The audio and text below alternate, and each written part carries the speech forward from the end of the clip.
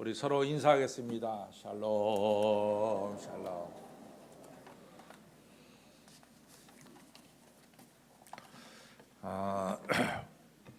오늘이 벌써 이 9월 28일이었습니다. 그러니까 1년에 4분의 3을 지났어요. 4분의 1밖에 남지 않았습니다. 정말 세월이 화살같이 빠르다라고 말씀한 대로 무척 빠른 것 같아요. 그렇죠? 무척 빠른 것 같습니다. 우리가 하루하루가 너무 빨리 지나가고 너무 소중한 것 같습니다. 우리 하루하루 정말 보람 있게 살아야 될 줄로 믿습니다. 우리 옆에 분들에게 인사하겠습니다. 보람 있게 삽시다.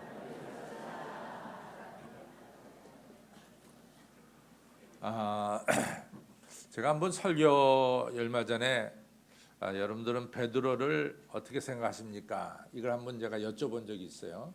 오늘은 야곱을 어떻게 생각하느냐 이렇게 여쭤보시면은 여러분들은 야곱에 대해서 뭐라고 대답하시겠습니까? 야곱이 여러분들에게는 어떻게 보여집니까? 야곱이라는 이름 자체가 남의 것을 탈취하는 자죠. 그렇죠? 남의 것을 탈취하고 남의 것을 빼앗는다. 이것이 이제 야곱의 이름입니다. 실제로 야곱이 이제 외삼촌 라반의 집에 갔을 때 빈 털터리로 갔거든요.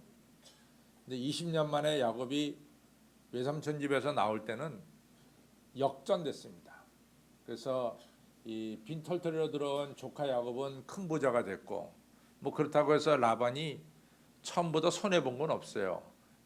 또 라반은 라반대로 늘어났지만은 이 비교해 보면은 빈 털터리로 들어온 야곱은 엄청나게 부자가 돼서 나갔고, 또 라반은 야곱보다 못하게 됐습니다.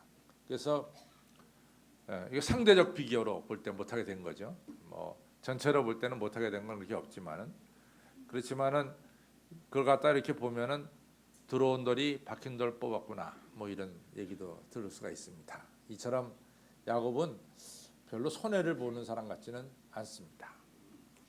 근데 저한테 목사님은 야곱을 어떻게 생각하십니까?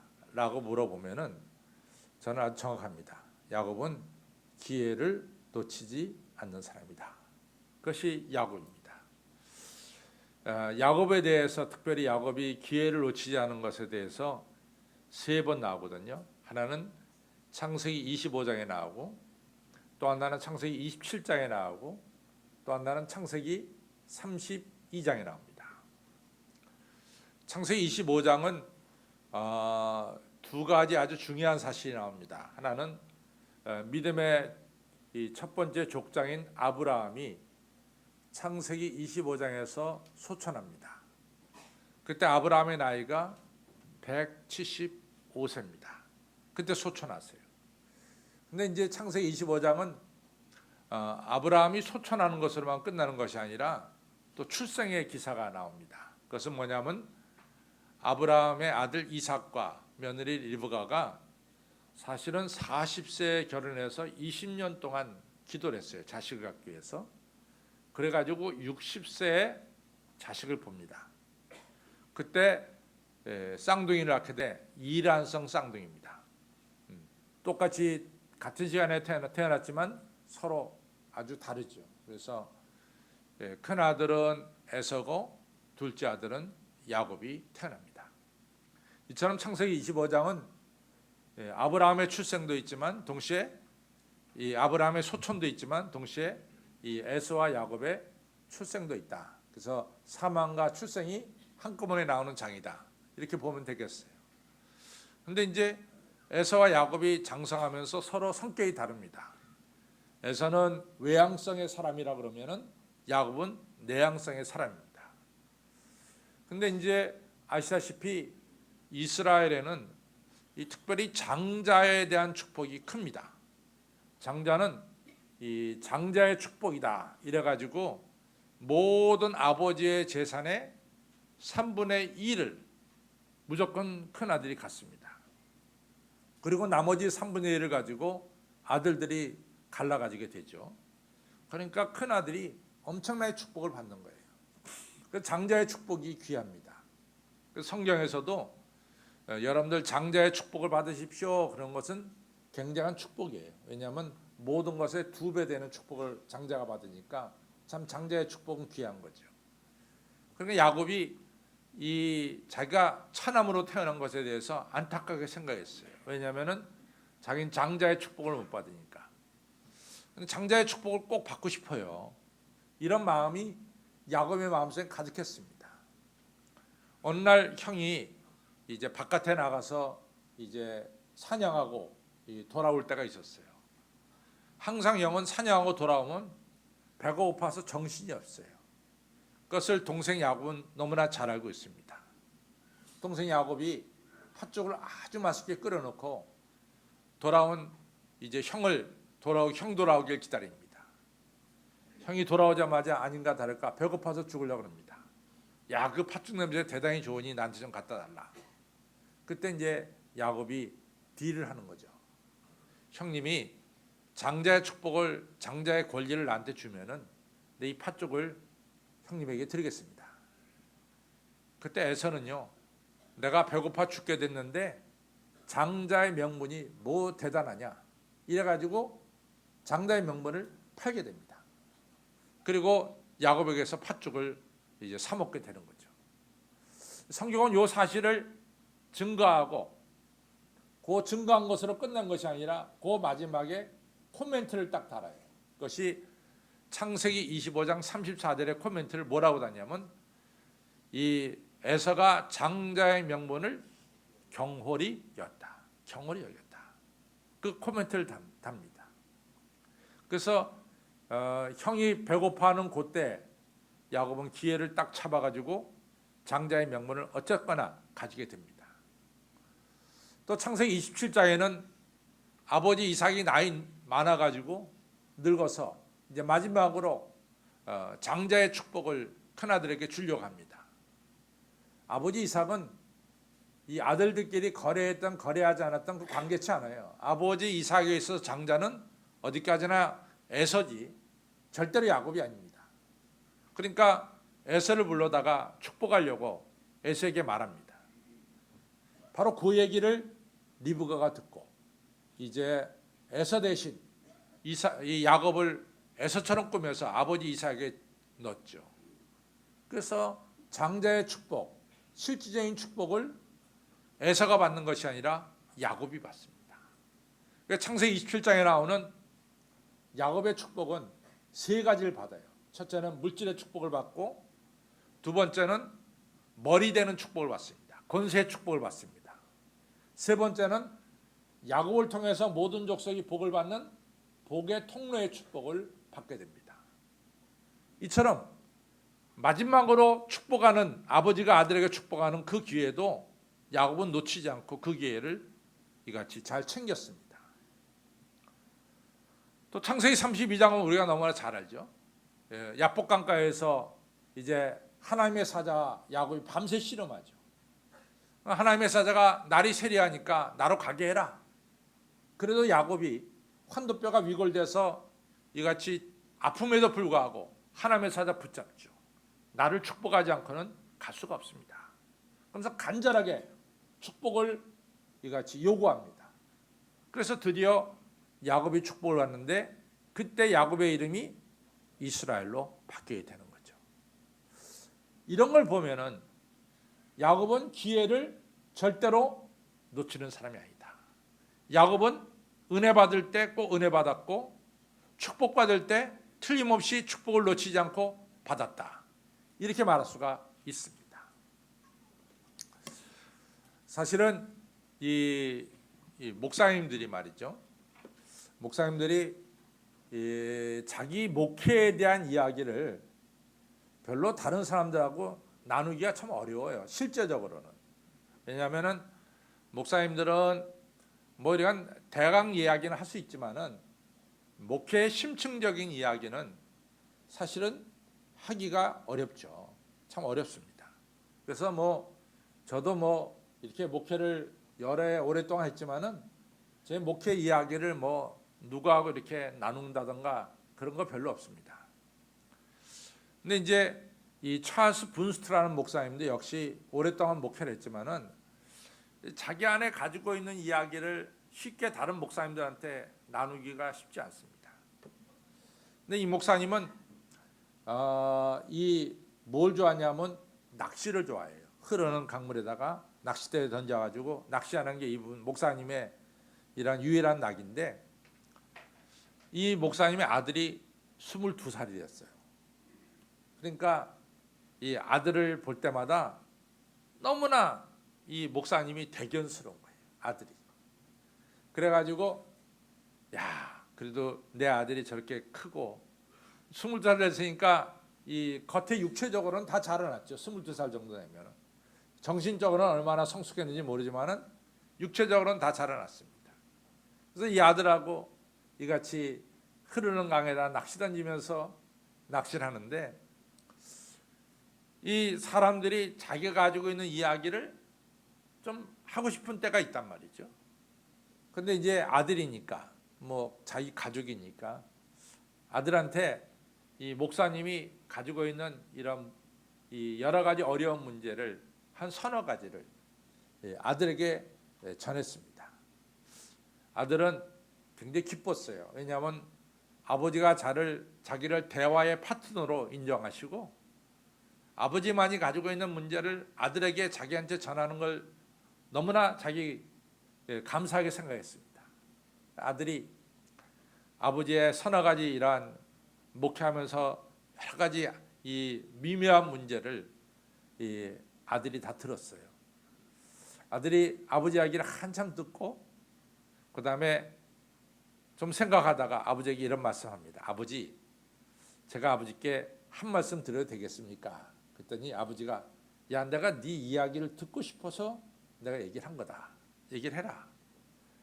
그랬더니 이 아들이 뭐라고 얘기하냐면, 아버지, 오늘이 아버지의 마지막 날이라고 생각하시면 어떻겠습니까? 오늘이 아버지의 마지막 날이라고 생각하시면 어떻겠습니까? 그 굉장히 진지한 얘기예요. 오늘이 내가 이 땅에서의 마지막 날이고 오늘 내가 예수님을 만나는 날이다, 주님을 만나는 날이다 라고 생각한다면 지금 서너 가지 문제가 아무 의미가 없는 거예요. 그 문제가 별로 의미가 없어요. 왜냐하면 오늘 내가 예수님 만나는 날이고 오늘 내가 내 인생의 마지막 날이라고 한다면 내가 현재 가지고 실험하고 있는 이 서너 가지 어려운 문제가 결국 아무것도 아닙니다. 왜냐하면 다 이 땅의 문제니까.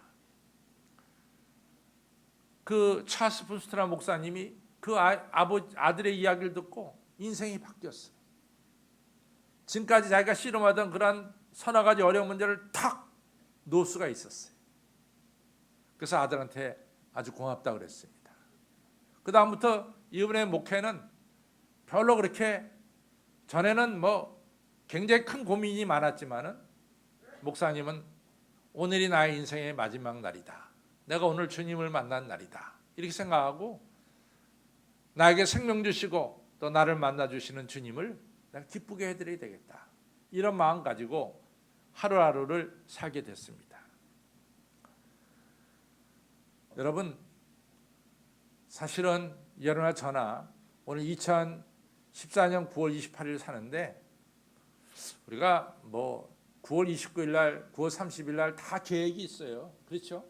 10월 1일 날도 계획이 있습니다.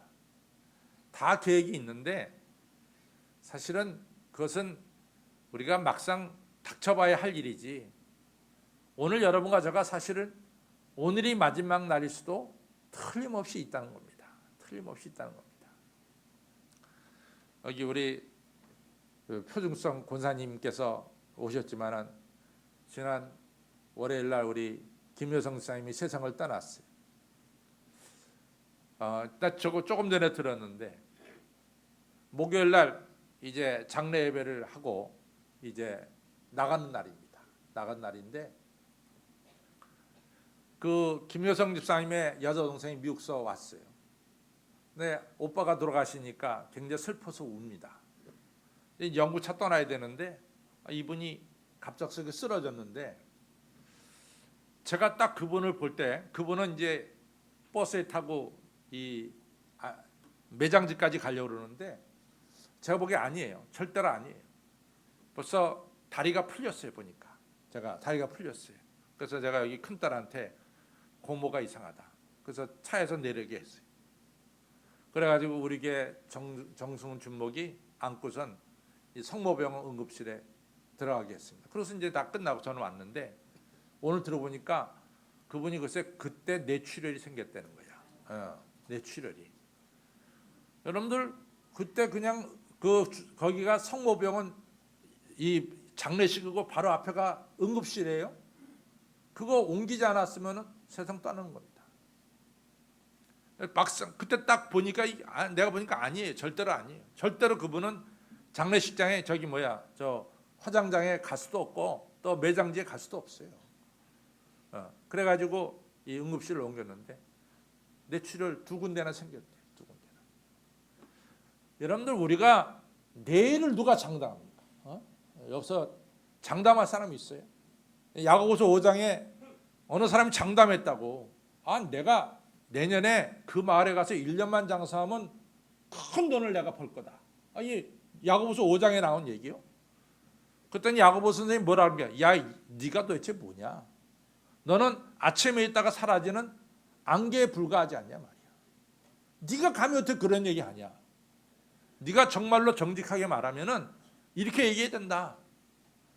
하나님의 뜻이면 내가 어느 마을에 가서 1년을 장사하면 돈을 벌 수도 있겠습니다. 이렇게 얘기해야지. 네가 무슨 자기한테 어느 마을에만 가게 해라. 내가 돈 번다. 이렇게 어떻게 확신적인 이야기를 하느냐 말이지. 여러분들 그렇습니다. 오늘이 어쩌면은 여러분과 저에게는 마지막 날일 수도 있습니다. 오늘이 만약 마지막 날이라면은 여러분과 제가 가지고 있는 여러 가지 고민들이 그렇게 대단하겠어요. 그렇죠? 오늘 우리가 주님 만나는 날이라면은 우리가 주님께 은혜 받고 축복 받고 또 주님을 기쁘게 해드리는 이런 복된 날이 되어야 될 줄로 믿습니다. 그래서 오늘 고린도후서 6장은 그 얘기를 하고 있는 거예요. 딴 얘기가 아니라 너희들이 은혜 받을 때 내가 너희들의 기도를 들어줬고 너희들이 구원받을 만한 때 내가 너희를 도왔다. 오늘은 어떤 날이냐? 너희들이 은혜 받는 날이요, 너희들이 구원받는 날이요, 오늘은 너희가 축복받는 날이다. 이 말씀을 사도 바울이 오늘 하고 있습니다. 성도 여러분, 우리 옆에 분들에게 인사합니다. 오늘은 은혜 받는 날입니다. 오늘은 축복받는 날입니다. 오늘 꼭 은혜와 축복 받으시기를 주님의 이름으로 축원합니다. 어떻게 은혜와 축복을 받느냐? 참 중요한 얘기죠. 히브리서 3장에 보면은 성경에 이런 말씀이 이른과 같이 너희가 주의 음성을 들을 때 너희 마음이 강팍해지지 말아라. 너희들이 주의 음성을 들을 때 너희 마음이 열린 마음이 되지 강팍한 마음이 돼서는 안 된다. 이 이야기는 히브리서 3장 17절로부터 나오는 이 말씀은 어디서 끌어왔냐면은 민수기 13장 14장에 있는 이야기를 히브리서가 받아서 신약에서 한 얘기입니다. 그럼 민수기 13장 14장에 무슨 일이 있었냐? 12지파의 대표 12명이 이 가나안 땅을 40일 동안 정탐하고 돌아왔어요. 그래서 이제 보고를 하는데 10명이 뭐라고 보고하냐면 가나안 땅에 사는 사람들은 거인입니다. 그 사람들에 비하면 우리는 메뚜기에 불과합니다. 그러니까 우리가 그 땅에 들어간다는 것은 불가능합니다. 그 땅 들어가면 다 우리가 죽습니다. 이러면서 얘기했단 말이죠. 근데 성경은 그렇게 얘기하는 그 사람들을 가리켜서 강팍한 마음을 가진 자다. 이렇게 설명하고 있습니다. 저들은 뭐라고 말했냐면 우리가 지도자를 바꾸자. 모세 대신 새로운 지도자를 세워가지고 우리가 가나안 땅을 가는 것이 아니라 우리가 노예로 살았던 애굽 땅으로 돌아가자. 우리 광야에서 죽기 싫다. 이래가지고 이 하나님의 뜻에 거역하는 이런 모습이 민수기 13장 14장에 나옵니다. 성경은 그렇게 말하는 사람들을 가리켜서 뭐라고 말하냐? 너희가 주의 음성을 들을 때 너희들이 마음이 강팍했다. 첫째로 이 13장 14장에 나오는 사람은 두 가지를 무시했습니다. 첫째는 하나님 바라보지 않고 가나안 땅에 살고 있는 큰 거인들만 바라봤고, 또 하나는 하나님의 약속을 전혀 믿지 않았어요. 하나님이 가나안 땅을 주시겠다고 약속한 것을 저들이 믿지 않았어요. 이처럼 이 강팍한 마음 가진 자들, 하나님의 약속에 거역하는 사람들은 한 명도 빠짐없이 하나님이 약속하신 안식의 땅에, 축복의 땅에 들어가지 못했다라고 성경은 말씀하고 있습니다. 그래서 오늘 이 시간 여러분과 저가 은혜 받고 축복 받으려면은 여러분과 저는 절대로 하나님의 음성에 대해서 거역하는 자가 돼서는 안 됩니다. 닫힌 자가 돼서는 안 되는 거예요. 열리고 하나님의 축복과 은혜를 우리는 마음껏 믿으시고 받아들이시기를 바랍니다. 여러분들 아시다시피 누가복음 23장에는 예수님이 십자가에 달려 죽으시기 나와요. 오른쪽에도 강도, 왼쪽에도 강도죠. 근데 한 강도가 예수님에게 이렇게 얘기합니다. 뭐 당신이 그리스도라며? 당신이 메시아라며? 당신이 그리스도 또는 메시아라면은 당신 자신을 구원해봐. 그리고 나도 이같이 십자가에 달려있는 나도 좀 구원해봐. 뭐 이렇게 얘기를 했어요. 그랬더니 다른 한쪽에는 강도가 말하기를, 야, 이 친구야, 자네가 어떻게 그런 얘기를 하나? 자네나 나는 이 죄를 저질렀기 때문에 정당한 형벌을 받는 거다. 그러나 이분은 죄가 없어. 이분은 죄가 없는 분이야. 자네가 이분을 조롱해서는 안 돼. 이러면서 그 예수님을 조롱한 친구를 야단칩니다. 그러면서 23장 42절에 이런 말을 하죠. 예수님, 당신의 나라에 이르렀을 때 나 같은 강도를 기억하여 주옵소서. 예수님께서 그 얘기를 듣고 누가복음 23장 43절에 오늘 너는 나와 함께 낙원에 이르리라. 마지막 이 시간, 예수님 옆에 있는 시간에 강도는 완악한 마음, 강팍한 마음 품은 것이 아니라 열린 마음 품고 주여 나라에 임하실 때 나를 기억하옵소서 간절하게 은혜를 요청했습니다. 하나님은 요청한 그 은혜대로 오늘 너는 나와 함께 낙원에 이르라는 축복을 내려 주셨습니다. 아무쪼록 오늘 여러분과 저는 열린 마음으로, 거역하는 마음이 아니라 순종하는 마음으로 이 시간 은혜 받으시고 이 시간 주의 음성을 듣고 축복 받으시기를 주님의 이름으로 축원합니다. 축복받는 조건은, 첫 번째 조건은 거역하는 마음이 아니라 순종하는 마음이요, 열린 마음이요, 강팍한 마음이 아니라 주님의 음성을 환영하는 마음을 품어야 될 줄로 믿습니다. 우리가 이 이사야서 65장, 66장을 보면 이사야가 66장 끝나거든요. 이제 얼마 전에 우리가 수요일 날 끝났는데 이사야서의 마지막의 특징은 뭐냐면은 새 하늘과 새 땅에 대한 이야기가 나옵니다. 그럼 새 하늘과 새 땅은 어떤 특징을 가졌냐? 새 하늘과 새 땅의 특징은 첫 번째가 기쁨이에요. 두 번째가 생명입니다. 그래서 그 65장에 보면 100세 미만으로 죽은 자, 100세에 죽은 자는 아주 적게 산 자다 이렇게 나옵니다. 그러니까 많이 산다는 거죠. 오래오래. 세 번째는 뭐냐? 우리가 수고한 대로 결실을 얻을 것이다. 새 하늘과 새 땅의 특징은. 네 번째 특징은 뭐냐? 여러분이 하나님께 기도하면 다 응답되어질 것이다. 다섯 번째가 뭐냐? 우리 가운데 샬롬, 평강이 있을 것이다. 이것이 새 하늘과 새 땅의 다섯 가지 특징이에요. 근데 그 다섯 가지 특징 중에서 제일 먼저 나오는 게 뭐냐? 기쁨이에요. 새 하늘과 새 땅은 기쁨이 특징입니다. 오늘 이 천국의 출장서인 하나님의 교회의 특징은 뭐냐? 기쁨이 특징이 될 줄로 믿습니다. 좀 기뻐하세요, 서로들. 뭐 여러분들, 내가 여러분들 별로 죄 지은 것도 없는데 여러분들 왜 나한테 인상 쓰고 있어요? 그러지 마시고 우리 서로 기뻐하시기를 바랍니다. 예. 서로 기뻐하시. 기쁨이 첫 번째예요. 그래서 말이죠. 시편 118편에 보면 오늘은 성일이니 우리가 기뻐하고 즐거워하는 것이 마땅하도다 그랬어요. 오늘 여러분과 저는 기뻐해야 될 줄로 믿습니다. 느헤미야 8장에 보면요, 느헤미야는 이 예루살렘의 총독으로 나왔죠. 그래가지고 에스라가 이제 서기관이면서 제사장 역할을 했어요. 그래서 성벽 성문 앞에 예루살렘 백성들이 다 모였어요. 그날이 안식일인데. 그러니까 에스라가 성경을 다 펴서 율법책을 펴서 읽어 나가는 거죠. 구약의 예배는 항상 이 율법서를 펼쳐놓고 읽잖아요. 근데 그 읽어 나갈 때 예루살렘 백성들이 그 율법책을 들으면서 너무나 자기들이 율법대로 살지 못한 거야. 말씀대로 살지 못한 거야. 너무나 말씀에 어긋나게 살았어요.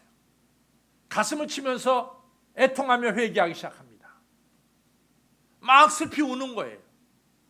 그랬더니 에스라 느헤미야가 딱 스톱시켜. 울지 마십시오. 슬퍼하지 마십시오.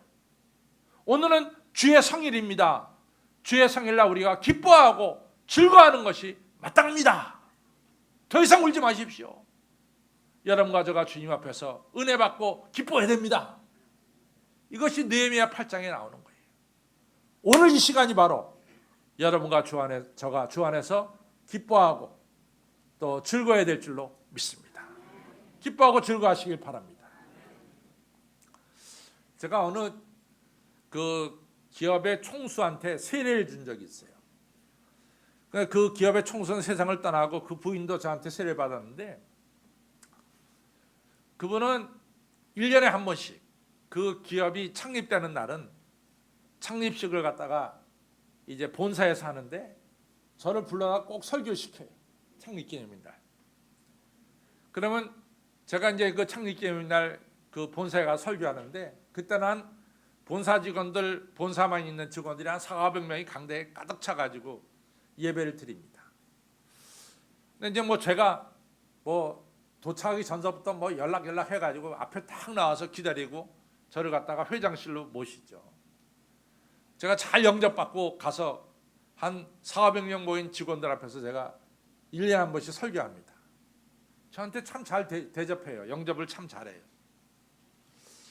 제가 보면 400명의 직원들 중에 예수님 믿는 사람도 있고 안 믿는 사람도 많이 있어요. 근데 뭐 회장이 다 창립기념날 예배부터 드린다니까 좋든 싫든 다 모여드는 거예요. 제가 그랬어요. 도대체 저한테 잘해주신 건 좋은데 이 직원들한테 오늘 예배 끝나고 뭐 합니까? 했더니, 목사님 제가 다 떡을 준비했고 또 선물을 준비해서 직원들에게 다 나눠줍니다. 그래. 잘했다 그랬어요. 절대로 오늘 예배 드리는 사람들한테 빈손으로 가게 해서는 안 됩니다. 저시 다 좋아서 예배 드리는 사람도 있고 억지로 할 수 없이 드리는 사람도 있는데, 저 사람들이 예배 드리고 나갈 때는 다 선물 받고 나갈 수 있도록 좀 하는 건 너무나 잘하는 겁니다. 그랬어요. 여러분들, 그 사장님이 크리스찬이고 또 직원은 크리스찬도 있고 아닌데 뭐 예배 드리러 직원들 다 모을 때가 있어요. 그분들 예배 드리고 나갈 때 절대로 빈손 들고 나가기서는 안 돼. 뭔가 선물 하나씩 안겨줘야 돼. 그래서 예배 드릴 땐 지겨웠지만 끝나고 나갈 땐 선물 들고 나간다. 뭐 이렇게 돼야 된다고요. 예수님 안 믿는 사람들이 예배 드릴 때 잘 모르잖아. 뭐 아브라함 얘기, 아브라함하고 나하고 무슨 상관이 있어? 막 이렇게 되니까 그냥 할 수 없이 예배 드리는데 나갈 때 뭔가 선물을 줘야 된다고. 우리 교인 중에 한 분은요, 이 아들, 며느리, 딸 사이가 다 우리 교회 다녀요. 근데 우리 교회 내부는 정말 잘하는 게 뭐냐면, 주일만 딱 되면은 아들, 며느리, 딸 사이 다 오면요, 예배 끝나고 전부 다 불갈비집에 가는 거예요. 불갈비 굉장히 먹고 싶죠. 치글치글 숯불에 굽는 거. 생갈비도 맛있고 양념갈비도 맛있습니다. 그걸 갖다가 그냥 입맛 다시는 거 봐라. 지금 10시밖에 안 됐는데. 그래가지고 이 부글부글 끓는 거 잘해가지고 이 아들 며느리 다 먹이는 거야.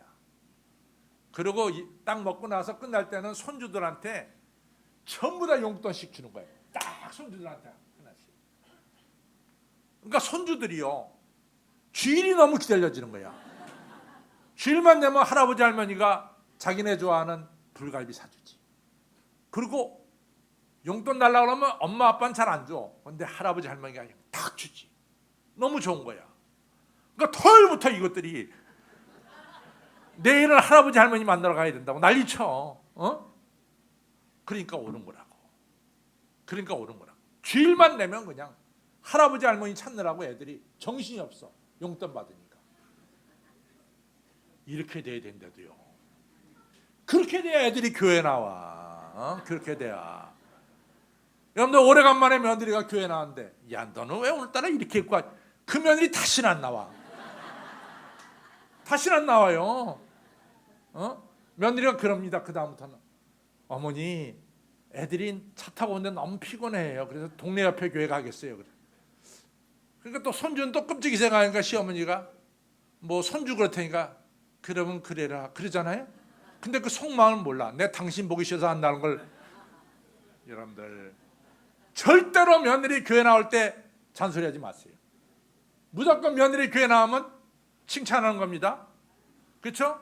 뭐 사줘? 갈비 사주는 겁니다. 그다음 손주한테 뭐 줘? 용돈 주는 거야. 꼭 그렇게 하시기를 바랍니다. 며느리 나오는 시어머니 100점 시어머니, 100점 시어머니야. 그게 쉬운 게 아니에요. 그게. 여러분들 교회 나와서 즐거워하고 기뻐하시기를 바랍니다.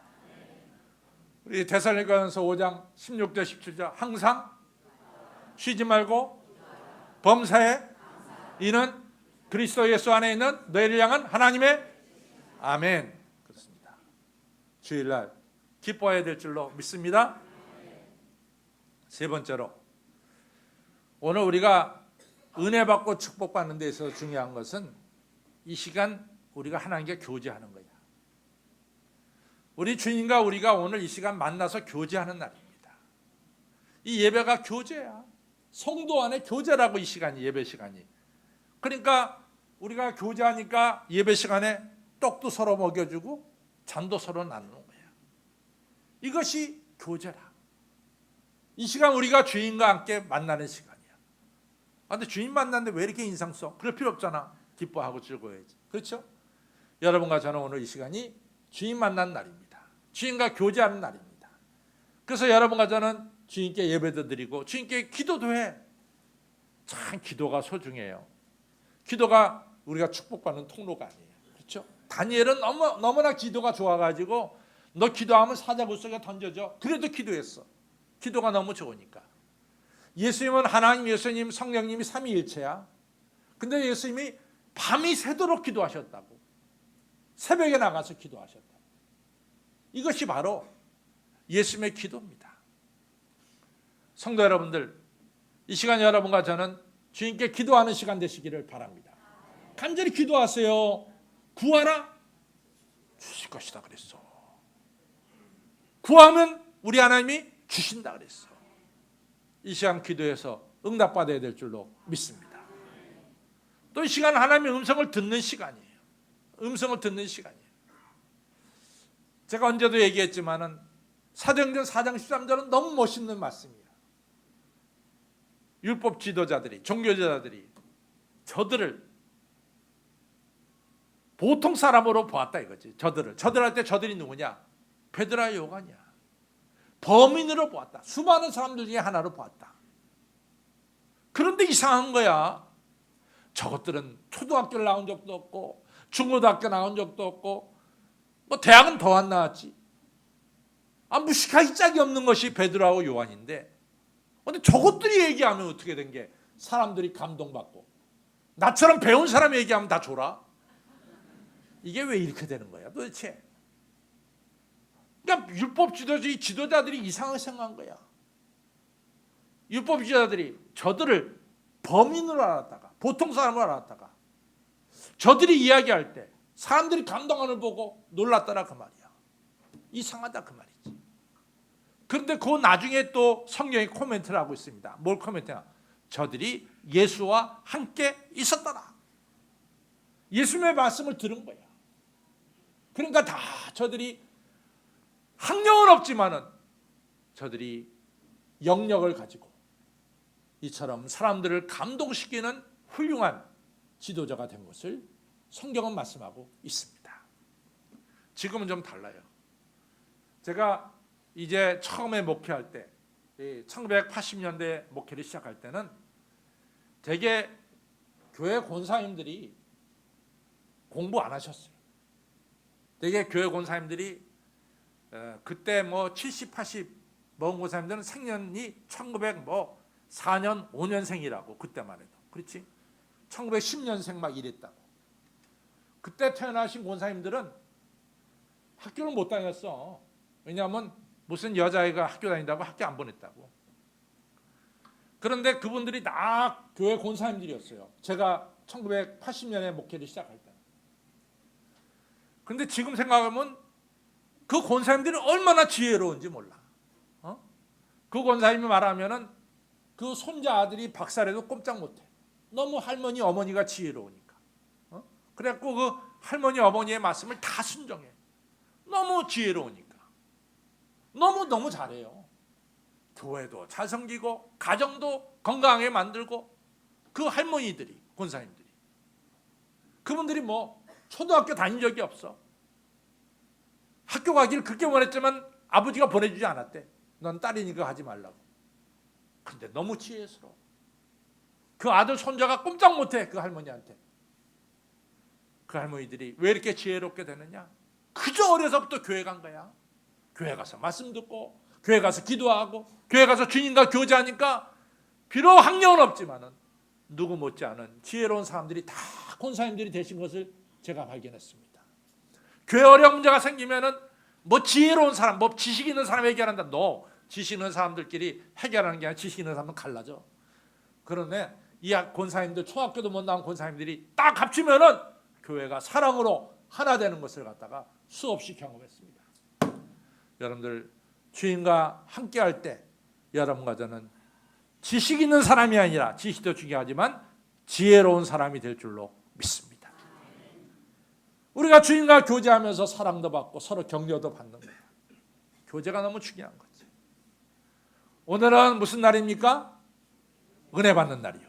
오늘은 은혜 받는 날이고 오늘은 하나님께 축복받는 날입니다. 저 따라 오늘은 은혜 받는 날이요. 축복받는 날입니다.